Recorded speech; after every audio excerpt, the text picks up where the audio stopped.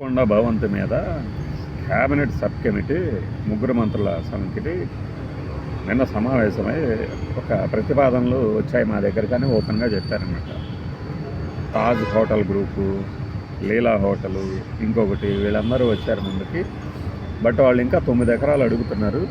CRZ నిబంధనల ప్రకారం ఇక్కడ 7 ఎకరాలు దేనికి వాడటానికి లేదు. ఇంకొక 2 ఎకరాల్లో ఏం చేయాలనేది ఆలోచిస్తారు. అంటే మన దగ్గర ఒక అద్భుతమైన రాజభవంతి లాంటి ప్రసాదం ఒకటి ఉంది, ప్రాసాదం. అలానే టూరిజానికి చాలా దగ్గరగా ఉన్నటువంటి వసతులతో కూడిన భవంతి అందుబాటులో ఉంది. అంతకుముందు అక్కడ 7 కోట్ల, ఈ పేపర్లో రాశారు, 7 కోట్ల ఆదాయం వచ్చే టూరిజం వాటి ప్లేస్లో ఇది కట్టారు. ఇప్పుడేం 25 లక్షలు దానికే వ్యయం అవుతుంది, అంటే ఖర్చు అవుతుంది. వైట్ ఎలిఫెంట్ లాగా ఉంది. ఒక ఆయన అంటాడు వైట్ ఎలిఫెంట్, వెంటనే వీళ్ళు వైట్ ఎలిఫెంట్ అంటారు. సార్ నిజంగా వైట్ ఎలిఫెంట్ అంటే ఏంటి సార్, చెప్పండి సార్ అన్నారు. అదే ఐరావతాన్ని పోషించడం కష్టం. ఐరావతమే కాదు, ఏ ఏనుగునైనా పోషించడం కష్టం. ఏనుగును కనుక ఎవరైనా బహుమతిగా ఇచ్చారంటే సచ్చూరుకుంటారు. రోడ్ రోలరు ఏనుగు రెండు ఒకటే. రోడ్ రోలర్ని కదిలించడం, ఏనుగుని కదిలించిన దాంతో మనం ఏం పని చేయించగలం అనేది తెలియదు చాలామందికి. ఈ కోణంలో ఏంటంటే దానిని తీసుకొచ్చి ఇది నిర్వహణ భారం ఎక్కువైపోయింది అని ముఖ్యమంత్రి గారు చెప్పిన మీదట మిగిలిన వాళ్ళు కూడా ఆ పాట అందుకున్నారు. వైట్ ఎలిఫెంట్ లాగా మారింది, వైట్ ఎలిఫెంట్ లాగా మారింది. ఇలా వైట్ ఎలిఫెంట్ లాగా మారకపోయినా, అంటే వీళ్ళ భాషలో పెద్ద పెద్ద బిల్డింగులు ఆంధ్రప్రదేశ్ వ్యాప్తంగా ఎన్ని ఉన్నాయి, వాటికి ఆదాయం ఎంత వస్తుంది, ఖర్చు ఎంత అవుతుంది, ప్రభుత్వ భవనాలు కావచ్చు, ఇంకొకటి కావచ్చు. ఆ కోణంలో చూసినప్పుడు వాటికి కూడా PPPకి వెళ్ళిపోతారేమో, బాగుంటుంది కదా. అప్పుడు ఇక ఇక్కడ వీళ్ళు ఈ హోటల్స్ వచ్చాయి అని చెప్తున్నారు కదా, హాస్పిటాలిటీ రంగానికే ఎక్కువ ఈ భాగం ఇది కేటాయించబడవచ్చు అనే ఒక ఫీలింగ్ ఇచ్చారు, కలరింగ్. సో 28వ తారీఖు అంటే ఇంకో 3 రోజుల తర్వాత మళ్ళీ భేటీ అయ్యి వాళ్ళు తేలుస్తారట. ఇవి ఏంటంటే మేము చాలా రోజులు తర్జన భర్జనలు పడిన తర్వాత ఒక నిర్ణయానికి వచ్చాము అని చెప్పి ఒప్పించే ప్రక్రియ తప్పితే ఈ పెద్దల మనసులో ఆల్రెడీ ఉంది ఏం చేయాలనేది. దీనిని ఏం చేయాలనేది ఆల్రెడీ పెద్దల మనసులో ఉన్నది.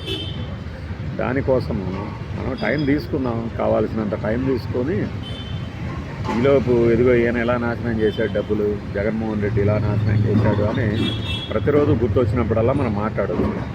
అంతేగాని ఎవరైనా అడుగుతారేమో కదా మనల్ని, మరి 18 నెలల నుంచి మీరు ఆలోచిస్తూనే ఉన్నారా, ఈ 18 నెలల ఆదాయం పోయినట్టే కదా, అప్పుడే ఈ పని చేస్తుంటే అని ఎవరన్నా అడిగారనుకోండి, వాడి మొహాన ఏదో ఒక గుంతరేసేస్తే సరిపోతుంది, అంతే కదా.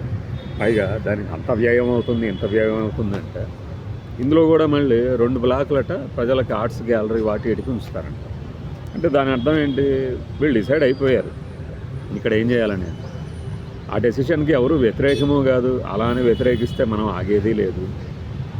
అయినా మరి దేనికోసం అవుతుంది, what are you waiting for అని ఆ జురాసిక్ పార్క్లోనూ దేంట్లోనూ ఒక హీరోయిన్ క్యారెక్టర్ అడుగుతుంది, పెద్ద డైనోసార్ వచ్చి అటాక్ చేయబోతుంది అన్నారు.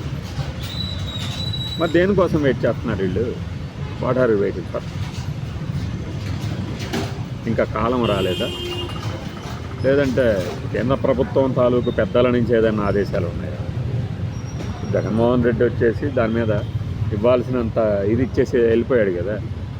ఇందయా నేను ఏదో ఖర్చు పెట్టాను అంటున్నారు. ఊరికి మీరు అంటే అయిపోయిందని చెప్పేసి, లేదు మేము ఖర్చు పెట్టింది 60 కోట్లే అంటారు. కొన్ని 60 కోట్లు అంటే ఏమన్నా తక్కువగా ఉందా? ఒక్క రోజులో 60 కోట్లు అసలు ఎవరు నమ్ముతారు?